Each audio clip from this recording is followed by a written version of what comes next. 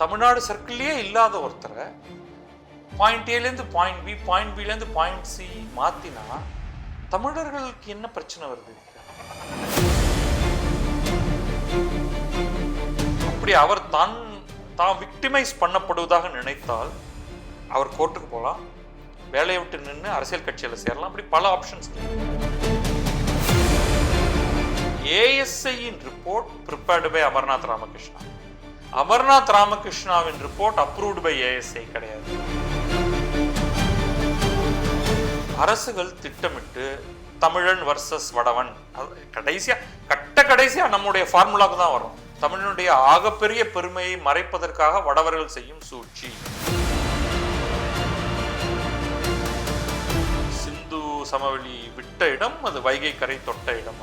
அங்க இருந்த அப்படியே அந்த கலாச்சாரம் அப்படியே இங்க வந்துருச்சு. நடுவுல ஏகப்பட்ட கிலோமீட்டர்ஸ் இருக்குங்களே, நல்லா இருக்கு சொல்றதுக்கு, அதனால அதை வச்சுப்போம் அப்படிங்கிற மாதிரி ஆயிடும்.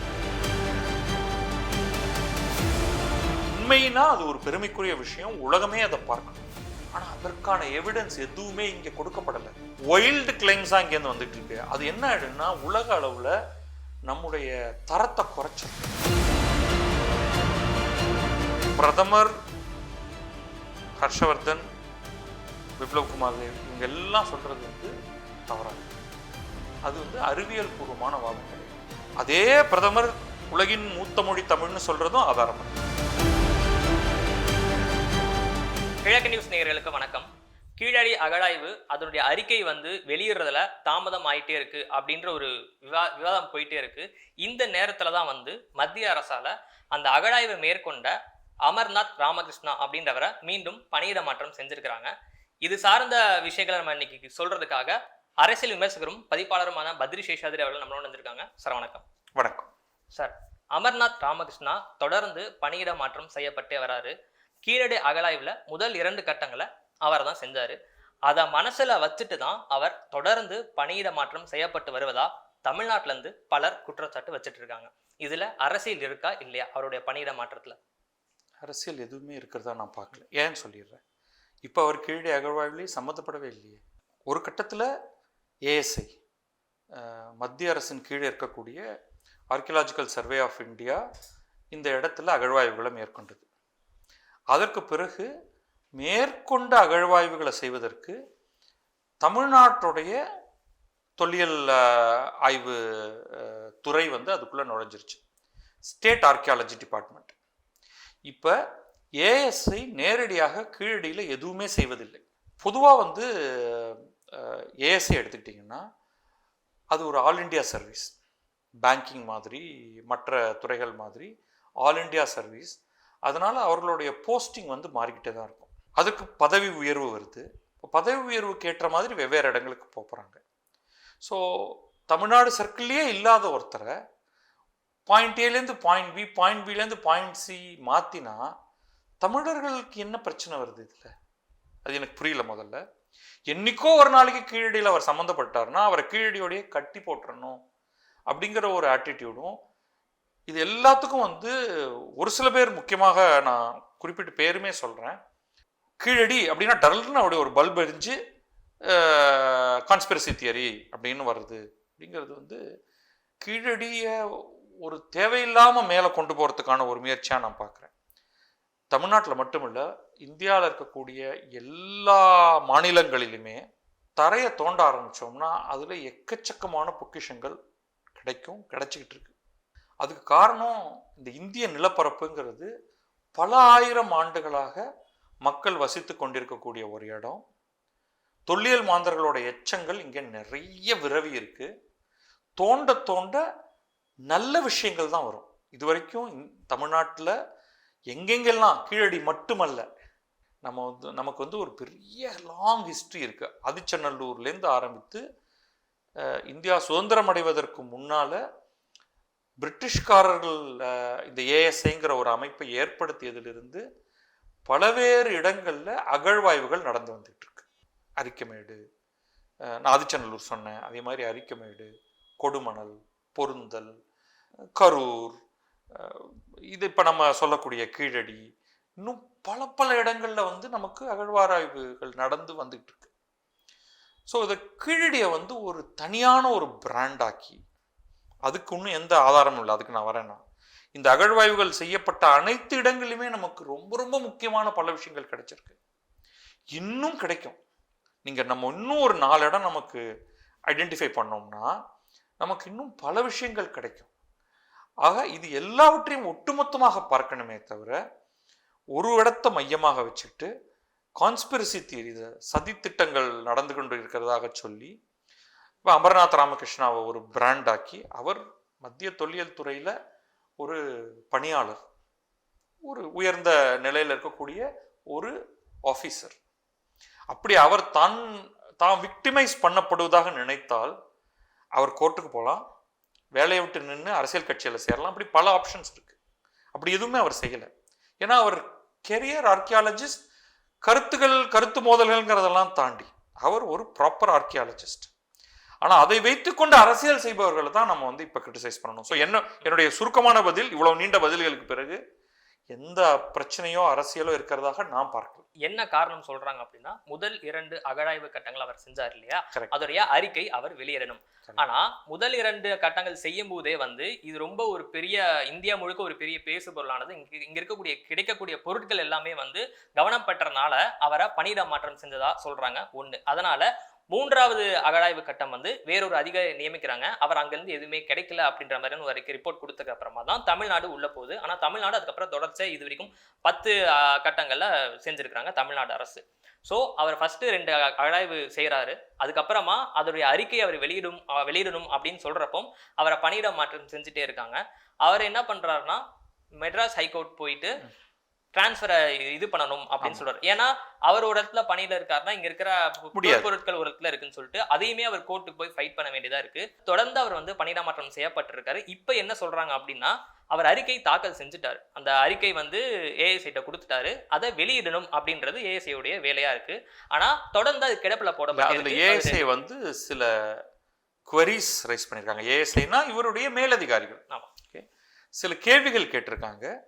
இந்த நேரத்துல அவருடைய டிரான்ஸ்ஃபர் தான் வந்து இப்ப திருப்பியும் பேசப்படுது. இல்ல, அவர் எப்படி இருந்தாலும் இனிமே அவர் வந்து கீழடியில் உட்கார்ந்து ஒன்றும் செய்ய போறது இல்லை. அவர்கிட்ட வேண்டிய தரவுகள் இருக்கு, அவங்க கேட்டிருக்கிற குவரிஸை அவர் ஹேண்டில் பண்ணியாகும், அவ்வளவுதான். இப்ப இதுல நான் வந்து ஏஎஸ்ஐயை நான் பெரிய அளவுக்கு டிஃபெண்ட் பண்ண போறது இல்லை, வேற சில காரணங்களுக்காக. பொதுவாகவே ஏஎஸ்ஐல வந்து ஆட்கள் குறைவு, அலோகேட் பண்ணியிருக்கிற ஃபண்ட்ஸ் குறைவு. இதே தான் தமிழ்நாடு ஆர்கியாலஜிக்கும். பொதுவாக ஆர்கியாலஜியை வந்து இவ்வளவு முக்கியத்துவம் கொடுக்கக்கூடிய யாருமே அதற்கு வேண்டிய அளவுக்கு ஃபண்ட்ஸ் தரது கிடையாது, இன்க்ளூடிங் மத்திய அரசு. அப்போ என்ன ஆகுதுன்னா, ஒரு அகழ்வாய்வு செய்வதற்கே நிறைய பொருள் உதவி தேவை, பணம் தேவை. அந்த டிபார்ட்மெண்ட்டில் நிறைய ஆட்கள் வேலைக்கு இருக்கணும், அவர்களுக்கான சம்பளம் இருக்குது. கருவிகள்லேருந்து இடத்த நம்ம லீஸ்க்கு எடுக்கிறோமா, இப்போ கீழடியே எடுத்துக்கிட்டிங்கனாலே அது விலை கொடுத்து வாங்கப்படலை அந்த இடம். அது அங்கே இருக்கிற விவசாயிகள்டேருந்து ஒரு குறிப்பிட்ட காலத்துக்காக அதை லீஸில் எடுத்து, ஏன்னா கீழே இருக்கிற லேயரில் தான் நம்ம தோண்ட போகிறோம், பணம் நிறையா இல்லை அதெல்லாம் வாங்குற அளவுக்கு.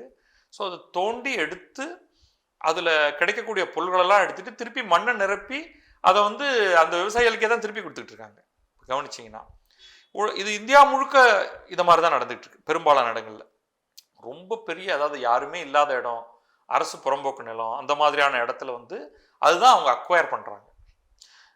இப்போ இண்டஸ் சைட்ஸ் எல்லாம் பெரும்பாலும் அக்வயர் பண்ணிடுறாங்க, ஏன்னா அங்கே வந்து நீண்ட கால நோக்கில் அங்கே ஆராய்ச்சிகள் செய்ய வேண்டி இருக்கும்னு. இதை ஸ்டேட் சென்ட்ரல் கவர்மெண்ட் 2 பேருமே செய்யலாம், கன்கரண்ட் லிஸ்ட்ல தான் இருக்குது. அதோடைய 2வது பகுதி வந்து அவங்க ஒரு இடத்துல அகழ்வாராய்ச்சி பண்றாங்க, அல்லது ஒரு மியூசியம் அல்லது ஒரு சைட்டை அவங்க ஸ்டடி பண்ணுறாங்கன்னா ரிப்போர்ட் எழுதணும், அகழ்வாய்வுகளுக்கு ரிப்போர்ட் எழுதணும். இந்த ரிப்போர்ட் வந்து குறிப்பிட்ட காலத்துக்குள்ளே வருவதில்லை. இங்கே வந்து கீழடியை மட்டும்தான் ஹைலைட் பண்ணுறாங்க எல்லாரும், பல ரிப்போர்ட்ஸ் இன்னும் கிடப்பில் இருக்குது. இதில் நான் எதுக்காக சொல்கிறேன்னா, defending them by showing their total incapability. எப்பா கீழடியை மட்டும் அவங்க மறைச்சு வைக்கல, அவங்க பண்ணுறது எல்லாமே மறைச்சு வைக்கிறது தான். அப்போ மறைச்சு வைக்கணுங்கிறதுக்காக இல்லை, it's just not fast enough. அப்போ நீங்கள் இதுக்கு மட்டும் தேடி போய் புள்ளி குத்தாதீங்க.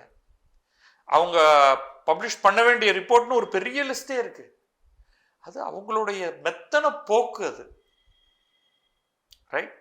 இப்போ இதை மட்டும் ஃபாஸ்ட் ட்ராக் பண்ண முடியாது, ஏன்னா இன்னும் பண்ண வேண்டியது ஏகப்பட்டது இருக்குது.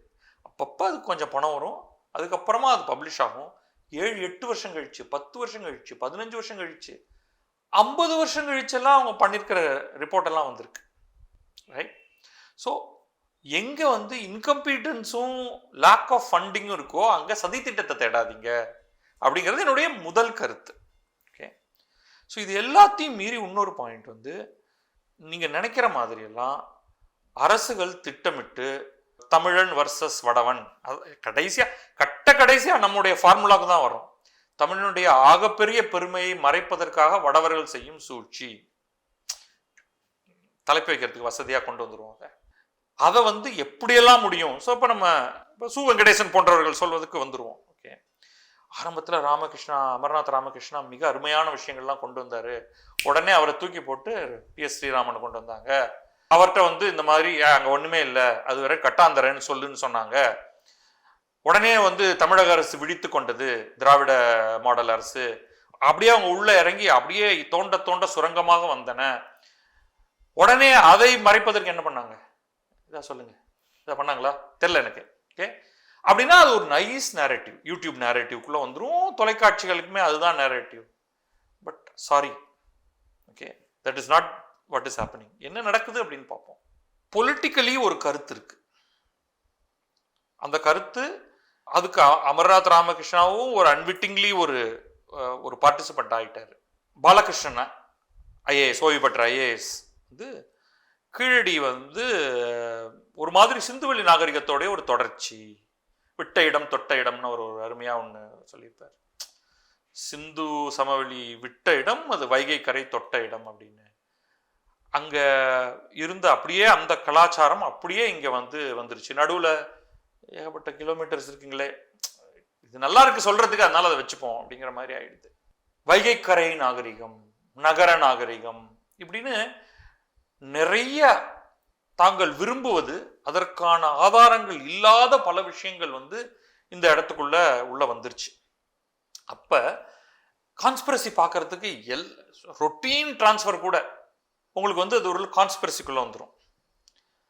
அமர்நாத் ராமகிருஷ்ணா இன்னும் தொடர்ந்து கீழடியை தோண்டி அதிலிருந்து பல விஷயங்களை எடுத்திருக்க வேண்டுமா அப்படின்னா அதை விட்டுட்டு போயிருக்கலாம், இது ஒரு பெரிய விஷயமே கிடையாது. பட் இங்கே தான் வந்து எல்லா அரசுகளோட முரட்டுத்தனம் வரும். இல்லை நான் மாற்ற போகிறேன், நீ யார் சொல்கிறதுக்கு அப்படின்ட்டு. அவர் பேசாமல் அவரே விட்டுருக்கலாம். அவர் வேலை செஞ்சு அவர் ஒரு ரிப்போர்ட் கொடுத்துருக்கலாம். அந்த ரிப்போர்ட்டில் சில பாயிண்ட்ஸ் ஆஃப் வியூ வந்து மற்ற அறிஞர்கள் ஏற்றுக்கொள்ளணுங்கிற அவசியம் கிடையாது. ஆக்சுவலாக ஒரு பக்கம் தொல்லியல் நிபுணர்கள் இருக்காங்க, இன்னொரு பக்கம் அறிவியல் அறிஞர்கள் வராங்க, அதுக்கப்புறமா வரலாற்று அறிஞர்கள் வராங்க, ரிலேட்டட். இப்போ நீங்கள் ஒரு பொருள் எடுக்கிறீங்க அப்படின்னா அந்த பொருளோட காலம் என்ன அப்படிங்கிறது ரொம்ப முக்கியமாயிடுது. கீழடியில மட்டும் இல்லை, எல்லா இடத்துலையுமே அது முக்கியமாயிடுது. ஒரு பொருளுடைய காலம் என்ன? அப்போ நமக்கு வந்து ஐசோடோப் டெஸ்டிங்னு ஒரு மெத்தடாலஜி ஒன்று இருக்கு. ஒரு கெமிக்கல் ஒன்னுடைய இந்த இடத்துல வந்து நம்ம பொதுவாக பல இடங்களில் கார்பன் டேட்டிங் அப்படிங்கிற வார்த்தையை நம்ம கேள்விப்பட்டிருப்போம். பட் கார்பன் டேட்டிங் போன்று வேறு பல கெமிக்கல் டேட்டிங் பிரின்சிபல்ஸ் இருக்குது. பட் பேசிக்காக ஹாஃப் லைஃப் அப்படின்னு ஒரு ஐடியா.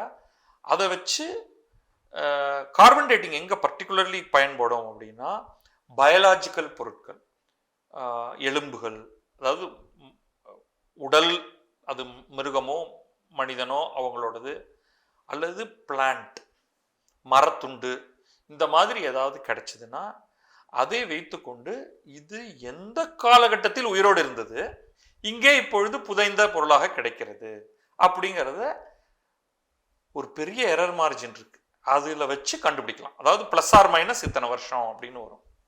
அது கார்பனோடைய ஹாஃப் லைஃபை வச்சு, கார்பன் ஐசோடோப்பனுடைய இப்போ நம்ம ஐசோடோப்னா என்ன, ஹாஃப் லைஃப்னா என்னங்கிறதுக்கு இப்போ நான் விட்டுருவோம் அதை.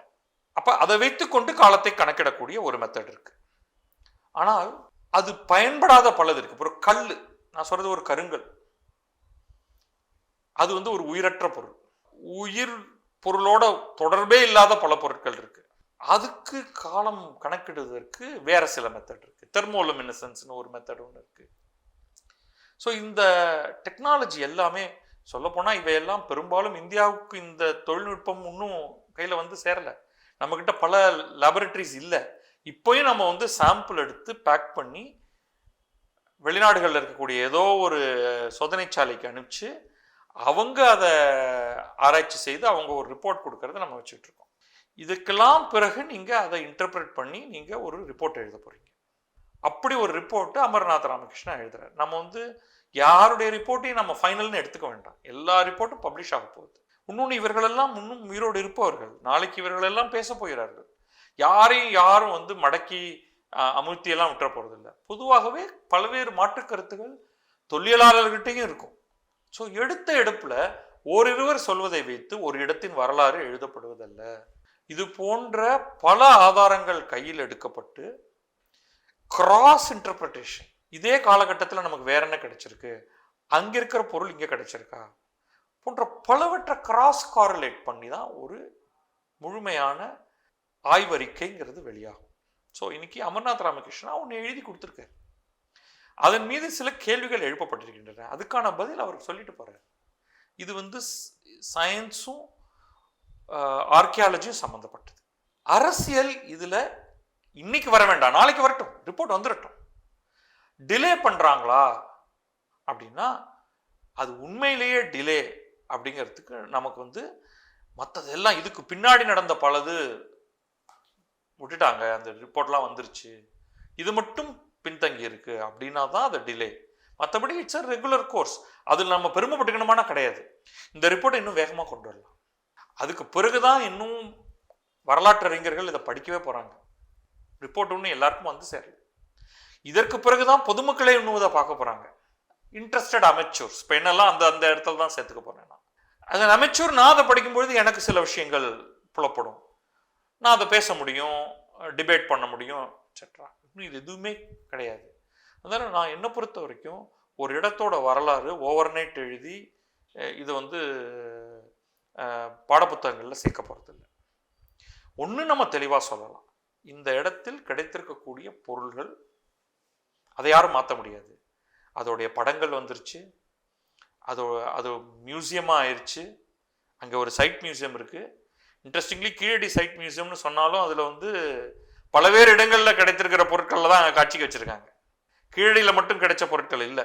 இன்ஃபேக்ட் சொல்ல போனால் அங்கே கீழடியில் கிடைத்த பொருட்களை விட பலவேறு இடங்களில் இருந்து கிடைத்த பொருட்களை கீழடி மியூசியத்தில் வச்சுருக்காங்களே தவிர கீழடி பொருள்ங்கிறது வந்து அங்கே ரொம்ப குறைவு. அப்புறமா வர்ச்சுவல் மியூசியம்ஸ் வந்துருச்சு.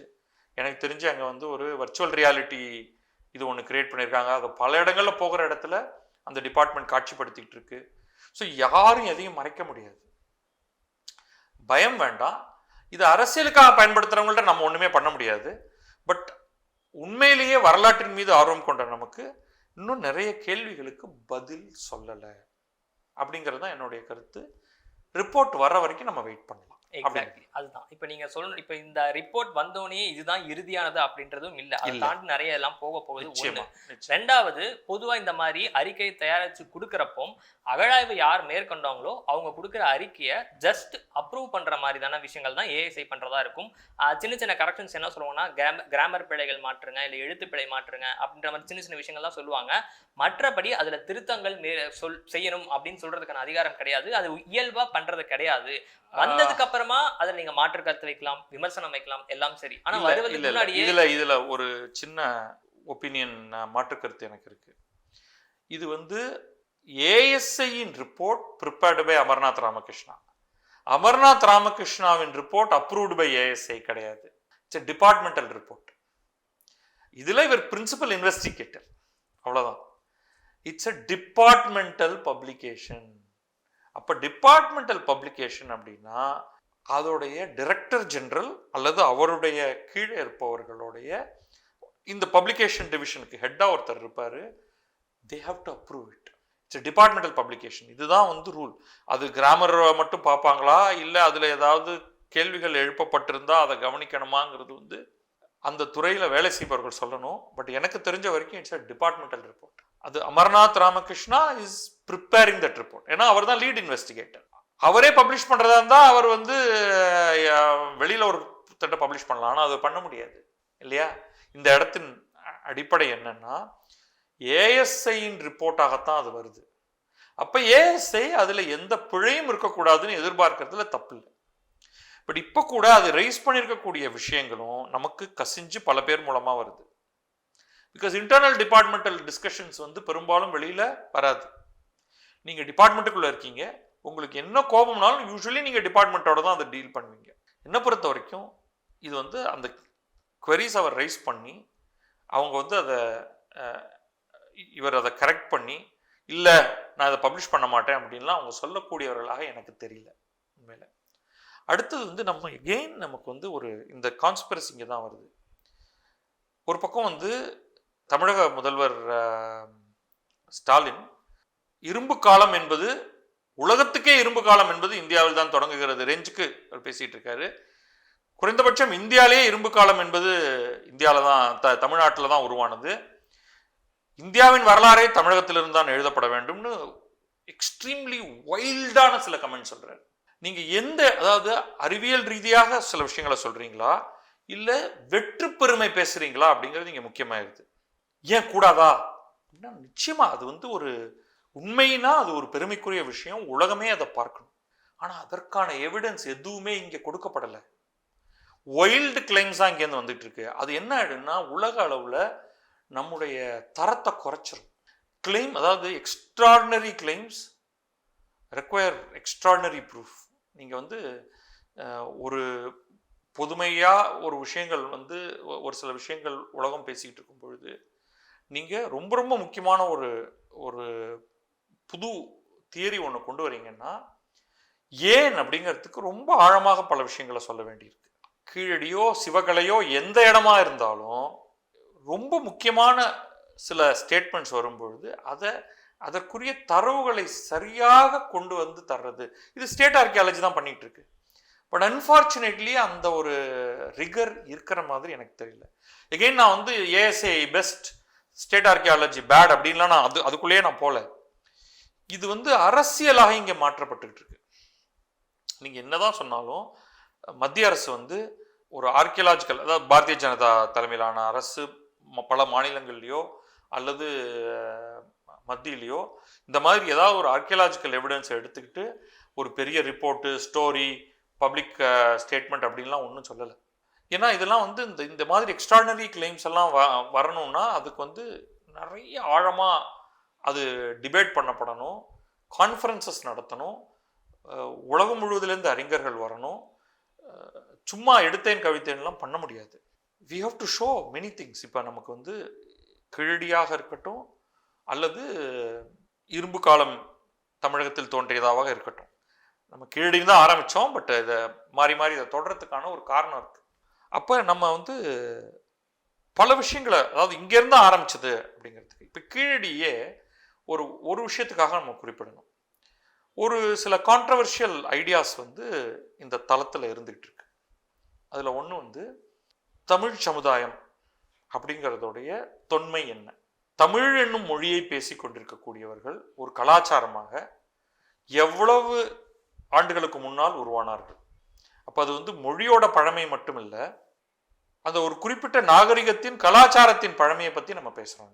ஓகே, இப்போ கலாச்சாரம் நாகரிகம்னா என்னன்னா அவர்கள் என்ன மாதிரியான வாழ்க்கையை வாழ்ந்து கொண்டிருந்தார்கள், அவர்கள் என்ன மாதிரியான சடங்குகளை செய்தார்கள், எந்த மாதிரியான கடவுள்களை வணங்கினார்கள், என்ன மாதிரியான பாத்திரங்களை வைத்திருந்தார்கள், எந்த மாதிரி ஆடை அணிந்திருந்தார்கள், நகைகள் அணிந்திருந்தார்கள், எப்படி இறந்தவர்களை புதைத்தார்கள் அல்லது எரித்தார்கள் அல்லது என்ன பண்ணார்கள், குழந்தை பிறப்பு இறப்பு திருமணம் போன்ற நிகழ்வுகள் எவ்வாறு நடந்தன போன்ற பல விஷயங்கள். இது ஏன் முக்கியமாகுது? இது ஏன் வந்து நம்ம தொல்லியல் மூலமா எடுக்க வேண்டியிருக்குன்னா இது வந்து வரலாற்றுக்கு முந்தைய காலம் அப்படின்னு நம்ம சொல்றோம், ப்ரீ ஹிஸ்டாரிக். அப்ப இதெல்லாம் எழுதப்படலை. சடங்குகள் 2500 ஆண்டுகளுக்கு முந்தைய அல்லது 3000 ஆண்டுகளுக்கு முந்தைய சடங்குகள் அப்படின்னு ஒன்று யாரோ ஒருத்தர் எழுதி அதை வந்து அடுத்தடுத்த சமூகத்துக்கு மாற்றி கொடுக்கல. ஆனால் இதெல்லாம் வந்து வெவ்வேறு நாடுகளில் டாக்குமெண்ட் பண்ணப்பட்டிருக்கு. இப்போ நீங்கள் வந்து எகிப்திய நாகரிகத்தை எடுத்துக்கிட்டிங்கன்னா அல்லது சுமேரிய நாகரிகத்தை எடுத்துக்கிட்டிங்கன்னா 3000 என்ன 5000 ஆண்டுகளுக்கு முந்தைய 6000 ஆண்டுகளுக்கு முந்தைய விஷயங்கள்லாம் எழுதப்பட்டு எழுத்து இன்றைக்கு நம்மளால் படிக்கக்கூடிய மாதிரியான விதத்தில் நமக்கு கிடைச்சிருக்கு. ஆனால் நம்ம வசிப்பிடத்தில் எழுத்து என்பது ரொம்ப பின்னாடி வருது. ஸோ சமூகம் வளர்ச்சி அடைஞ்சிருச்சு, ஆனால் ஒரு நேரட்டிவ், ஒரு கதை எழுதப்பட்டு நமக்கு கிடைக்கல. அப்போ எழுத்துங்கிறது நமக்கு எப்போ கிடைச்சிருக்கோ அந்த காலம் என்னன்னு பார்க்குறோம். அப்போ இந்தியாவில் இந்த ஒரு கான்ட்ரவர்சி ஒரு பர்டிகுலர் பாயிண்ட்ல வருது. ஒரு மிகவும் அறியப்பட்ட, அதாவது பொதுவாக பேன் இண்டியன் லெவலில் அறிஞர்களால் ஏற்றுக்கொள்ளப்பட்ட ஒரு விஷயம் என்னன்னா, அசோகன் பிராமி என்ற ஒரு எழுத்துரு இந்தியா முழுமையிலும் பரவி இருந்தது. அது நிச்சயமாக சந்திரகுப்த மௌரியர் காலத்தில் இல்லை, அசோகர் காலத்தில் தான் அது கண்ணுக்கு தென்படுகிறது. சந்திரகுப்த மௌரியர் பேர்ல ஏதோ 1-2 கல்வெட்டு சொல்றாங்கனாலும் அது வந்து கொஸ்டின் மார்க் அப்படின்னு இன்றைக்கு பல வரலாற்று ஆசிரியர்கள் சொல்றாங்க. அப்ப அதனாலதான் அதுக்கு பேரே அசோகன் பிராமி அல்லது மௌரியன் பிராமி அப்படின்னு ஒரு கருத்தாக்கம் இருக்கு. அந்த எழுத்து இந்தியா முழுமைக்கும் கிடைத்திருக்கு. அசோகருடைய காலகட்டம் தெரியும், அதனால மௌரியன் பிராமி அல்லது அசோகன் பிராமியுடைய காலகட்டம் தெரியும். இப்ப தமிழ்நாட்டில் பிராமி துண்டுகள் கிடைக்கின்றன. கல்லின் மீது எழுதப்பட்டு கிடைச்சிருக்கு, பல இடங்கள்ல பானை சில்லுகள் மீது எழுதப்பட்டு கிடைச்சிருக்கு. கொடுமணல் மாதிரியான இடத்துல மட்டும் இல்ல, இவன் கீழடி தொடங்கி மற்றும் பல இடங்கள்ல எக்கச்சக்கமாக பானைகளில் எழுதப்பட்டு கிடைச்சிருக்கு. அதோடைய காலம் என்ன? மௌரியன் காலத்துக்கு முன்னாடி நீங்க இதை எடுத்துட்டு போயிட்டீங்கன்னா ஒரு தியரியா என்ன சொல்லலாம்னு, அப்ப கூட ஒரு தியரி தான், இந்த எழுத்தே தமிழகத்தில் தான் உருவானது. அதை அசோகர் எடுத்துக்கொண்டு அதில் மிகப்பெரிய கல்வெட்டுகளை எல்லாம் எழுதினார். தெற்கிலிருந்து வடக்குக்கு போனது அப்படின்னு சொல்லலாம். அப்படி இல்லைன்னா, அவ்வளவு காலகட்டத்தை மாற்ற முடியாதுன்னா நம்ம என்ன சொல்ல முடியும்?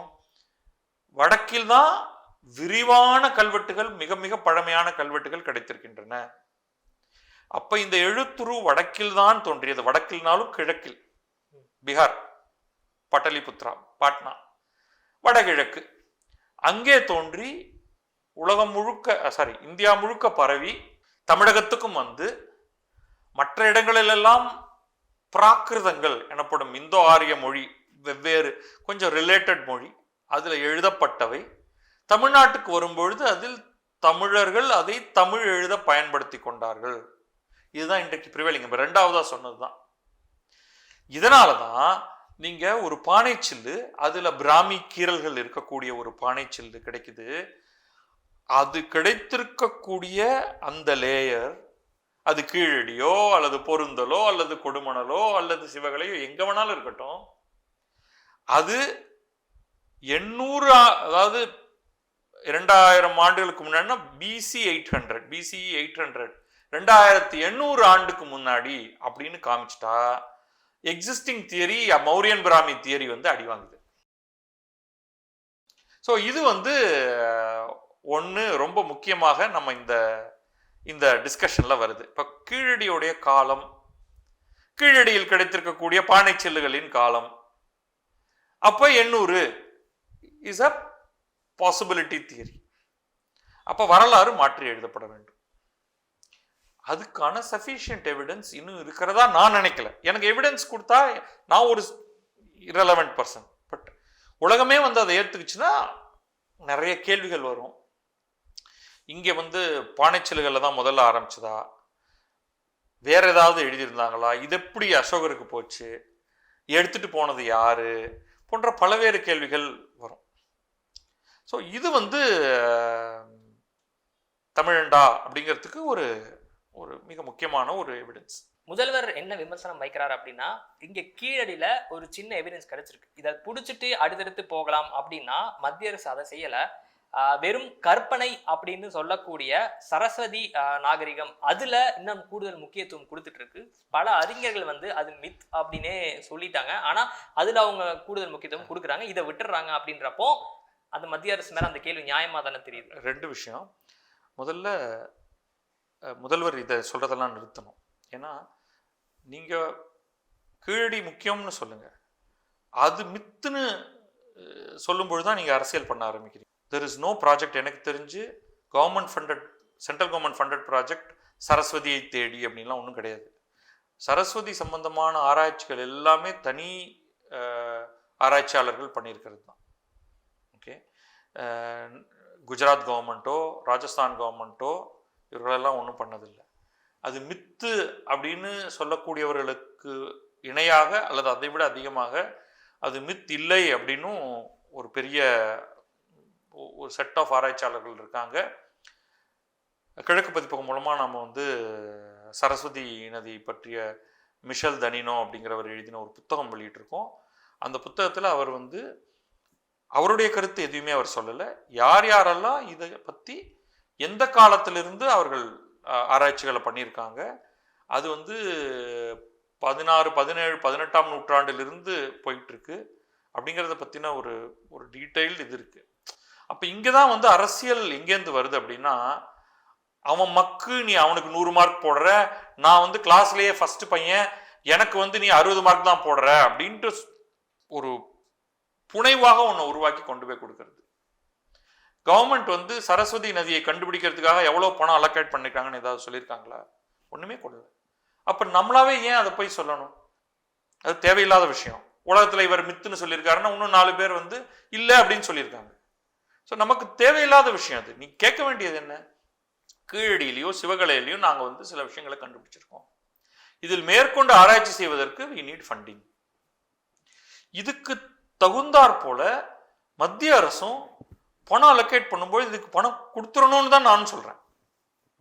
ஓகே, நிறைய பணம் கொடுத்து இங்கேயும் ஆராய்ச்சிகளை செய்யணும், அதெல்லாம் மாற்று கருத்தே கிடையாது. ஆனா அது மித்து இது மித்து அப்படின்னு சொல்றது வந்து மீனிங்லெஸ் சொல்லுவேன். இன்னைக்கு ஏஎஸ்ஐ வேறு சில இடங்கள்ல ஒர்க் பண்ணிட்டு இருக்கு. சனௌலின்னு ஒரு இடத்துல வந்து ஒரு மகாபாரத காலமாக இருக்கலாம் அப்படின்னு சொல்லக்கூடிய மாதிரி சில பொருட்கள்லாம் கண்டுபிடிச்சு சொல்லிட்டு இருக்காங்க. அதுலேயும் நான் வந்து அதை ஒத்துக்க மாட்டேன். இன்னும் அது வந்து மகாபாரதம் அங்கே வந்து அங்கன்னா ஒரு பெரிய சக்கரம் கிடைச்சிருக்கு, சில பொருட்கள்லாம் அங்கே கிடைச்சிருக்கு. அதில் அது எந்த காலகட்டம் யாருடைய காலகட்டம்ங்கிறதுக்கெல்லாம் சில ஆராய்ச்சிகள்லாம் போயிட்டு இருக்கு. ஃபண்ட் அலோகேஷனை இன்னும் கொஞ்சம் விரிவாக்கலாம். ஸோ அதுலேயும் வந்து ஒரு நியாயம் என்ன அப்படிங்கிறத பார்க்கலாம். எகெயின் நீங்கள் கவனிச்சிங்கன்னா வேற எந்த மாநிலமும் கேரளா உட்பட இந்த மாதிரிலாம் புலம்புறது இல்லை, பொய் சொல்றது இல்லை. இது தேவையே இல்லாத விஷயம் அது. ஓகே, எல்லா மாநிலங்கள்லையும் ஏஎஸ்ஐ இருக்கு, எல்லா மாநிலத்திலையும் அந்த மாநிலத்துடைய ஸ்டேட் ஆர்கியாலஜி இருக்கு. உங்களுடைய ப்ரையாரிட்டிக்கு தகுந்த மாதிரி நீங்க அதில் ஆராய்ச்சி செஞ்சுட்டு போறீங்க. அதை நிறுத்து இங்க வந்து பண்ணு அப்படின்லாம் நம்ம எதுவுமே கேட்க முடியாது. ஒவ்வொருத்தருக்கும் அவரவர்களுடைய ப்ரையாரிட்டிஸ் இருக்கு. பட் அஸ் சென்ட்ரல் கவர்மெண்ட் அவங்க எல்லாத்தையும் பண்ணியாகும். அதை நீங்க ஃபோக்கஸ் பண்ணணும். அதுல நீங்க கேட்க வேண்டியது கீழடியில் அதிகமாக, கீழடி மட்டும் இல்லை, again that is next point. கீழடினே சொல்லிட்டு இருக்கோம். தமிழ்நாடு முழுக்க செய்ய வேண்டிய ஆராய்ச்சிகள் நிறைய இருக்கு. ஓகே, இன்னொன்று நம்ம தமிழர்களுடைய ஆராய்ச்சி, தமிழ் சமுதாயம் என்று தமிழ் மொழி பேசக்கூடியவர்களுடைய ஆராய்ச்சினா அது தமிழ்நாடு மட்டுமில்லை, அது கேரளாலையும் நடந்தாகும். ஏன்னா மலையாளம் அப்படிங்கிறதே வந்து கிட்டத்தட்ட 9ஆம் நூற்றாண்டுக்கு பிறகு உருவாகி வந்த மொழி தான். அப்போ தமிழ் நிலப்பரப்பு என்பது தமிழகத்தையும் கேரளத்தையும் உள்ளடக்கியது. அப்போ அதற்கு ஏற்ற ஆராய்ச்சிகளை கேரளா கவர்மெண்ட்டோட சேர்ந்து செய்யலாம். அவங்க பட்டணம் சம்பந்தமாக நிறைய ஆராய்ச்சி பண்ணிட்டு இருக்காங்க, அவர்களோட சேர்ந்து 2 பேரும் சேர்ந்து அந்த ஆராய்ச்சிகளை தொடரலாம். அதே மாதிரி தமிழகமும் ஆந்திரமும் தமிழகமும் கர்நாடகமும் அல்லது 4 தென்னிந்திய மாநிலங்களுமே சேர்ந்து சில விஷயங்களுக்கான ஆராய்ச்சியில் நிறைய எஃபர்ட் போடலாம். ஸோ அதெல்லாம் பண்ணணும். அதே சமயம் மத்திய அரசுக்கிட்ட அவனுக்கு கொடுக்காத இவனுக்கு கொடுக்காத அது மட்டும் பண்றியே அப்படின்லாம் சொல்லாமல், அதுவும் ஃபேக்சுவலாக தப்பான ஒரு விஷயத்த சொல்லாமல் எங்களுக்கு நிதி அதிகம் தேவை அப்படின்னு கேட்கறது நியாயமானது. நீங்கள் முன்னாடி பேசுகிற சு வெங்கடேசன் குறிப்பிட்டிருந்தீங்க, அவர் ஒரு விமர்சனம் வைக்கிறாரு. இந்த மாதிரி இங்கே கீழடியில் ஆதாரம் பத்தாது அப்படின்னு சொல்கிறவர்கள் யார் அப்படின்னு அவர் ஒரு லிஸ்ட்டு சும்மா சொல்கிறாரு. சும்மா நான் வாசித்து காமிக்கிறேன். நான் பண்டைய இந்தியாவில் பிளாஸ்டிக் சர்ஜரி இருந்தது, அது மூலமாக தான் வந்து கணேசனுக்கு யானத்தலையை பொருத்த முடிஞ்சுது அப்படின்னு பேசினவர் பிரதமர் மோடி. அதுக்கப்புறமா பண்டைய இந்தியாவில் மரபணு அறிவியல் மிக சிறப்பாக வளர்ச்சி அடைஞ்சது, அதனால தான் கர்ணனின் பிறப்பு சாத்தியமானது அப்படின்னு பேசினவர் இதே விஸ்வகுரு. சுகாதாரத்துறை அமைச்சராக இருந்தவர் ஹர்ஷவர்தன், அவர் பண்டைய இந்தியாவில் விமான தொழில்நுட்பம் சிறப்பாக இருந்தது, அதன் காரணமாக தான் ராமாயணத்தில் புஷ்பக விமானத்தை பயன்படுத்த முடிஞ்சது அப்படின்னு பேசினாரு. அதை இந்திய அறிவியல் மாநாட்டில் துவக்கி வச்சு பேசினதா சொல்றாங்க. அதுக்கப்புறமா முதல்வர் பிப்ளப் குமார் தேவ் அவர் என்ன சொல்றாருன்னா, செயற்கைக்கோள் இணைய தொழில்நுட்ப வசதி இருந்தது, அதனால தான் குருஷேத்திர போர்ல தனது அறையில இருந்து சஞ்சயனால பார்த்து கதையை சொல்ல முடிஞ்சது அப்படின்னு இது மாதிரியான ஸ்டேட்மெண்ட் அவங்கள சொன்னவங்க தான் தமிழ்நாட்டுல கூடுதல் ஆதாரங்களை கேட்கிறாங்க அப்படின்னு. அன்பார்ச்சுனேட்லி இந்த யாருமே தமிழ்நாட்டில் கூடுதல் ஆதாரத்தை கேட்கல, ஏஎஸ்ஏ தான் கேட்குது. ஓகே, சு வெங்கடேசன் ஒரு அரசியல்வாதி. அவருடைய தமிழ் ஆர்கியாலஜி பற்றிய அறிவின் மீது நான் பெரிய கமெண்ட் கொடுக்க போறதில்லை. அவர் இங்கே வந்து சொல்றது ஒரு அரசியல் கமெண்ட் தான். இப்போ மோதியா வந்து கீழடி பற்றி அதிக ஆதாரம் கொடுன்னு கேட்டார். பிப்ளவ் குமார் தேவ் அவர் ஏதோ திரிபுராவில் இருக்காருப்பா. அதனால இது வந்து இதுக்கு நான் பதில் சொல்லலை. ஆனால் வேற பதில் சொல்கிறேன். பிரதமர் ஹர்ஷவர்தன், பிப்ளவ் குமார் தேவ் இவங்க எல்லாம் சொல்றது வந்து தவறானது. அது வந்து அறிவியல் பூர்வமான வாதம் கிடையாது. அதே பிரதமர் உலகின் மூத்த மொழி தமிழ்னு சொல்றதும் ஆதாரமற்ற. உலகின் மூத்த மொழி வந்து இஜிப்சியன்லேருந்து இன்னும் பலது இருக்கு. ஸோ அவர் சொல்ற நமக்கு வேண்டியதை மட்டும் நம்ம எடுத்துக்கூடாது. இவங்க எல்லாருமே அரசியல்வாதிகள். அப்ப அரசியல்வாதிகளாக அவர்கள் வந்து ஒரு ரெட்டாரிக்கல் ஸ்டேட்மெண்ட் சொல்லிடுறாங்க. அப்ப அதை வந்து நீங்க அறிவியல் வாதத்தோட தொடர்படுத்திக்க முடியாது. பிளாஸ்டிக் சர்ஜரியா இருக்கட்டும், புஷ்பக விமானமாக இருக்கட்டும், அல்லது வந்து செயற்கைக்கோள் இருந்தது, இது வந்து இந்தியாவில் ஒரு பெரும் சாரார் வந்து வேத காலத்தில் அல்லது அதற்கு முன்னாடி எல்லாம் வந்து ஒரு மிகப்பெரிய தொழில்நுட்ப புரட்சி செய்திருந்தாங்க. அதுக்கப்புறம் அதெல்லாம் மறைஞ்சு போயிடுச்சு, அதை வெள்ளைக்காரன் எடுத்துட்டு போயிட்டான், இப்போ அவன் அதை வச்சுக்கிட்டு கொழிக்கிறான், நம்ம அவங்ககிட்ட வாங்குறோம்னு ஒரு கருத்து வைத்திருக்காங்க. எல்லாம் தப்பு தான், இதில் என்ன இருக்கு. ஆனால் சு வெங்கடேசனே கிட்டத்தட்ட அதே கருத்தை நோக்கி போற மாதிரி தான் தோணுது எனக்கு. எல்லாமே இந்த இரும்பு காலத்தை எல்லாத்தையும் வந்து ஜிங்சக் போட்டா அது நம்ம அதே இடத்துக்கு தான் போறோம். ஸோ அது இதுல ஒரு அட்வான்டேஜ் என்னன்னா, இவர்கள் சொல்வதெல்லாம் டைரக்டா ஒதுக்கிடலாம், ஏன்னா அதுல கண்டென்ட்டே கிடையாது. ஆனா இங்க நீங்க வந்து இரும்பு காலமோ அல்லது வந்து இங்கதான் எல்லாம் தோணிச்சு அப்படின்னும் சொல்லும் பொழுது அது வந்து ஃபால்சிஃபயபிள்னு சொல்லுவோம். இதை வந்து ஒரு ப்ரூஃப் கொடுத்துட முடியும், தேட முடியும். இப்போ எங்கே வந்து தேட முடியுமா? இப்போ யாராவது வந்து 50,000 ஆண்டுகளுக்கு முன்னால் செயற்கைக்கோள் தொழில்நுட்பம் இருந்ததுன்னா அதை ப்ரூஃபே கொடுக்க முடியாது, அது உளறல் வகையில் சேர்ந்துடும். பட் இப்போ நம்ம வந்து இரும்போ அல்லது செப்போ இதெல்லாத்தையும் நம்மளால வந்து டெஸ்ட் பண்ணி பார்த்துட முடியும். இது உலகத்தோடைய வரலாறு, தமிழ்நாட்டோடைய வரலாறு. யாராவது ஒருவர் வந்து உண்மையிலேயே சாலிட் எவிடன்ஸ் தமிழ் நிலப்பரப்புல ஒன்று வந்திருக்கு அப்படின்னா வெளிநாட்டில் இருக்கக்கூடிய புத்தகங்கள் எல்லாம் அதை மறுத்துட்டு புத்தகம் எழுதிட முடியுமா? ஸோ இது நாளைக்கு இது கனமாக உலகம் முழுவதும் பேசப்பட போகிற ஒரு பொருள். அதனால தான் இதை சரியான விதத்தில் அணுகணும். பிளாஸ்டிக் சர்ஜரி எல்லாம் ஜோக், அதை விட்டுட்டு போயிடலாம் நம்ம. அவர்தான் கேட்கிறார் அப்படின்னு சொல்லும் பொழுது நீங்க ஏஎஸ்ஐய குறுக்குறீங்க. அப்போ உங்களுக்கு வந்து ஒரு நாடாளுமன்ற உறுப்பினராக இருந்து கொண்டு உங்களுக்கு இங்க சீப் பாட் ஷாட் அடிக்கிறது தான் உங்களுடைய விருப்பமா இருக்கே தவிர ஏஎஸ்ஐடைய செயல்பாடுகள் மேல அது எப்படி நடக்குது, அதை எப்படி இம்ப்ரூவ் பண்றதுங்கிறத பத்தி உங்களுக்கு எந்த விருப்பமும் இல்லை. ரைட், ஹர்ஷவர்தன் இன்னைக்கு ஆட்சியிலே இல்லை, அவர் மினிஸ்டர் கிடையாது, அவர் எம்பியே கிடையாது. ரைட், அப்ப அவரை இங்க கொண்டு வர்றதுல என்ன நோக்கம்? அவரா கேட்கிறார் இந்த கேள்வியை? அவருடைய டிபார்ட்மெண்ட் வேற என்னவால இருந்தது. ஸோ உங்களுடைய வேலை என்னவா இருக்கணும் இப்ப அப்படின்னா, நியாயமான விஷயங்களுக்கு குரல் கொடுக்கணும். அதை விட்டுட்டு நீ அன்னைக்கு அதை சொன்னியே இன்னைக்கு இதை சொன்னியன்னு போய் இப்ப பிரைம் மினிஸ்டர்கிட்ட போய் கேட்டா he is not even bothered about this.